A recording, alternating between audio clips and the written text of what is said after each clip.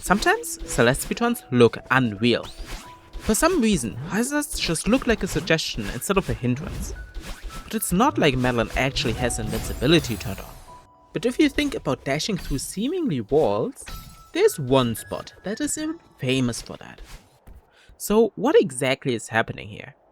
How is she dashing through what looks like walls, and how have speedrunners mastered and perfected this trick, and how did it develop over time? Well, first up are these sludge looking like things. They are called dust bunnies. They appear in various forms and shapes throughout this chapter. But how exactly does the hitbox of these even look like? Oh, so each dust bunny is a single entity, and they just appear visually together by filling the space in between them. But with a hitbox looking like that, this gap in the hitbox seems exploitable. October 2018.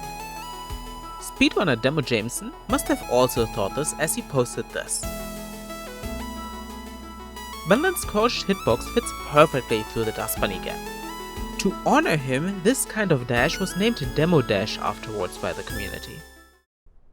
After witnessing this game-breaking discovery, the most pressing question was how to do this consistently. But before explaining anything further, we have to take a step back. Demo dashing wasn't actually possible on release of the game. The exploit that made this possible was patched in by the developers accidentally. Now the question is why? What made them patch something like this in? After doing a down diagonal dash and then jumping, you get what we call a hyper, a burst of speed with a lower jump arc.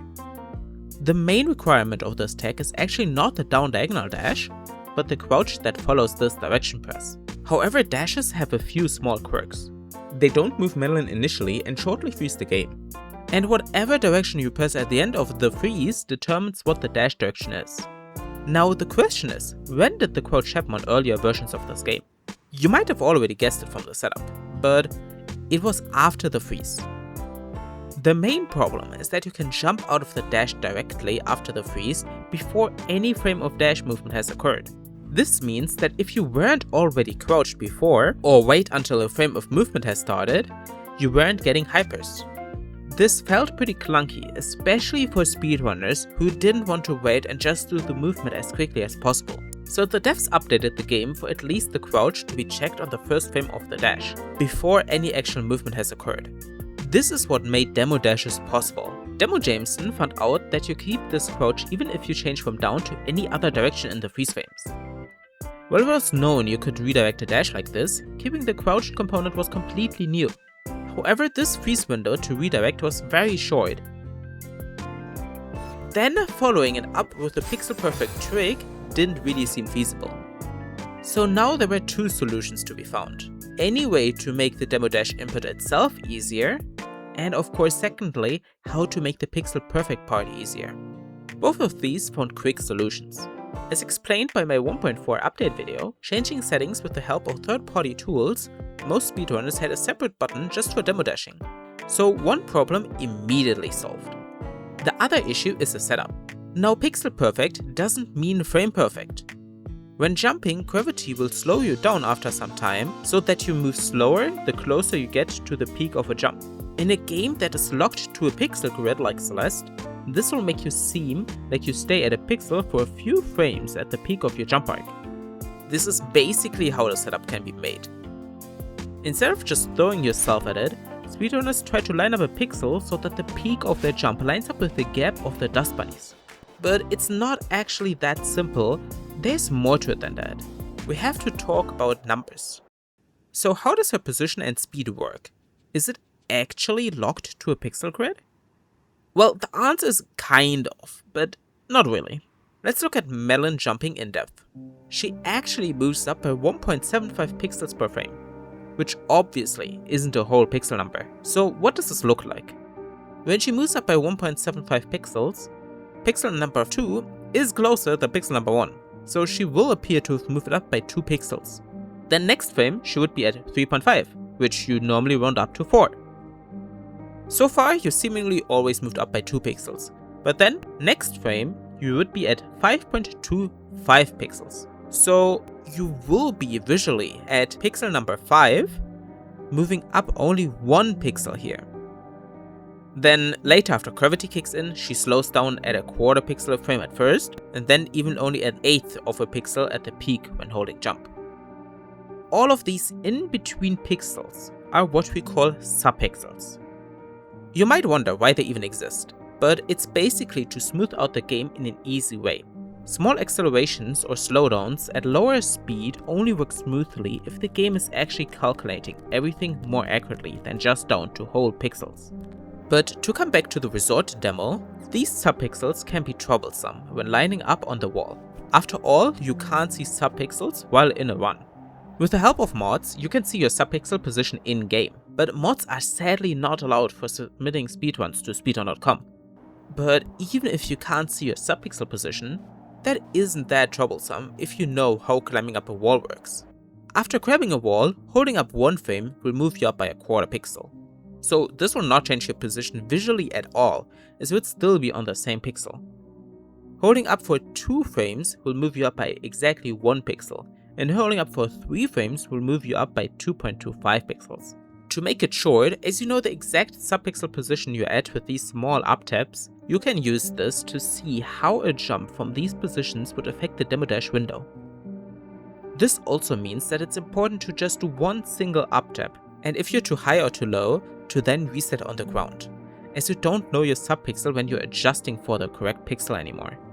So before people actually properly understood all of this, they lined up by moving up 2 pixels purely based on what felt best. But in January of 2019, Spiralis posted this image that enlightened people about subpixels and the exact positions. Before we focus on the demo frame window, I have mentioned frame windows so far, but without any context, so it's a little hard to understand what this even means. The game runs at 60 frames per second, so a 4 frame window is only 1/15th of a second, so 68 milliseconds. But with there being intended 3 frame windows, as long as you have clear visual feedback, it sounds more intimidating than it actually is. Now, looking back at the image, as you see, moving up by 1 pixel gets you a 4 frame window to do the demo, while the 2.25 pixels give you 2 separate 2 frame windows. This image actually floated around with the wrong number for the 3 frame up tap, the so-called 2 pixel setup, and said 2.00 pixels instead of 2.25 pixels. So some people kept using the 2 pixel setup as it didn't seem that bad. But over time 1 pixel became the standard for it as it had the biggest consecutive window. But setups can often be improved, and this one is no exception. In October 2019, Zcat posted a new setup. Instead of lining up on the wall, he demo dashes left, jumps as he reaches the wall, and then immediately climb jumps. This demo dash left and jump causes a hyper, which has a few benefits, but the only relevant part is that it has half the jump height of a normal jump.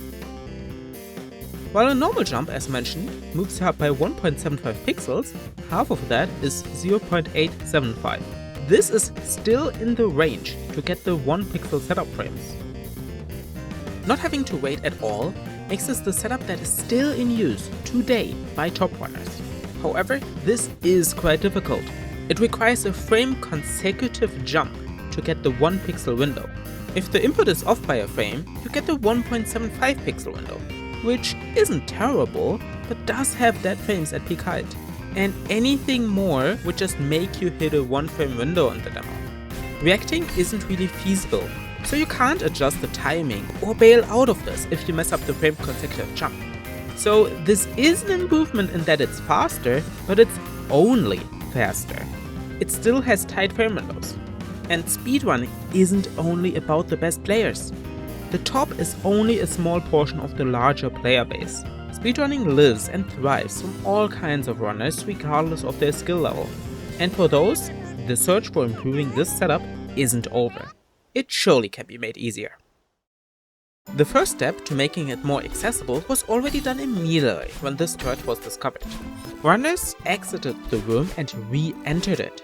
This is to reset the spawn point to a closer one, as failing the demo would then set you back only a few tiles, instead of the very beginning of the room. A big problem with this can be the subpixels that you might potentially have after dying and getting back to the wall. If you dash onto the higher ground and just walk, you might have different subpixels. But just jumping and landing or dashing downwards resets any weird subpixels. In March of 2021, the game's developers blessed us by a new patch, the 1.4 update. That introduced some new features. First up, now everyone could easily bind a demo dash bind in-game under the crouch dash bind option. But more importantly, the ability to buffer pauses was added. So now you were able to frame advance the game easily, and that of course also affected this thread. Runners quickly experimented with all sorts of pause buffers. Some just skipped doing a setup and just pause buffered the demo itself, while others used it to pause buffer existing setups. Doing exactly 2 frame long tab wasn't a problem anymore if you could just grab the wall and pause buffer and advance twice while holding up. Or you could pause buffer the Demohyper Setup by pausing when reaching the wall, unpausing and jumping and pausing quickly again to frame advance once, to then unpause and have set up the frame consecutive climb jump like this. However, this wasn't fully satisfying yet. Pause buffering is a pretty unintuitive set of inputs. And additionally, when looking back at the subpixel image, it clearly shows there are better windows than the 1 pixel window that we are now using. The ultimate goal would be to get the 1.5 pixel window, which would double the frame window of the demo and give you an 8 frame window. For reference, falling and doing a normal dash through here is a smaller window than that. Well, you could just manipulate your subpixels with pause buffering if you really wanted to. However, in October of 2022, Egg found a setup without pause buffering anything.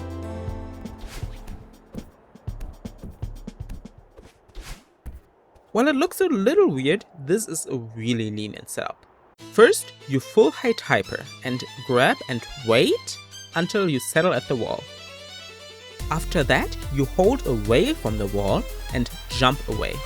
Jumps force you away from a wall for 10 frames, so you have a big window to hold back towards the wall directly after the jump without it affecting anything. Keep jump and grab held the entire time. After getting back to the wall, Madeline is now halfway there. Now after repeating this same movement again, Madeline is finally at the 1.5 pixel setup. It's solved! Finally, it's solved! While yes, this is rather slow, the consistency makes up for it. You still save a bunch of time compared to the normal path. And with the nature of the 1 pixel setup, you probably save time to someone having to readjust a bunch of times if they don't use the help of pause buffering. Or if they take the checkpoint while you might be now consistent enough to not have to do this anymore. But if you have no trouble with the demo itself, pause buffering the 1 pixel setup will still be faster with clean execution. With this setup, there are basically 3 setups still in use today. The Demohyper setup, the 1 pixel setup, and the 1.5 pixel setup, with 2 of them also having pause buffered variations. All of them still have details in common that I didn't mention yet that can cause the demo input to fail. First, players have to keep jump held while pressing demo. For beginners, it's often natural to release jump when pressing demo, as they often swap from one input to the other. But this can cause you to lose height earlier and drop out of the working pixel quicker. The other thing to keep in mind is that dash doesn't have an infinite length. And when the dash is over and you move downwards, you automatically uncrouch. The dust bunny wall is just barely wide enough that you would uncrouch and die to the top dust bunny if you don't move left before the demo input. With that, runners have to keep attention to 3 things: the setup they chose, keeping jump held until the demo is out, and moving left before demoing. All of this is of course quickly in muscle memory, so practice runners aren't actively thinking about this stuff. With this, you see the work that goes into a setup like this, and how runners improve setups over time. This game is rich with other setups with their own history. But if you want to try this demo dash for yourself, I recommend giving the 1.5 pixel setup a try. The explanation I gave you earlier in this video can be used as a tutorial for this. Going through hazards is only one kind of demo dash, and demo dashes are used throughout the game for mostly completely different reasons. This is just a minor application of them in comparison. Shy Kitty made a great video about this in early 2021 that goes over all of the applications of demo dashes at the time. However, this was before the 1.4 update, so I covered some more additional usages that came up with that patch in my previous video. There's one more improvement to pause buffering in Demo Setup that I haven't talked about yet. For pause buffering, the Demohyper Setup, players now bind something to restart chapter and pause, which results in a pause with an immediately buffered frame-perfect unpause. If jump is then also bound to it, they just press the button twice and have the fastest possible pause buffer like this. But I think talking about pause buffer development is best kept for a future video.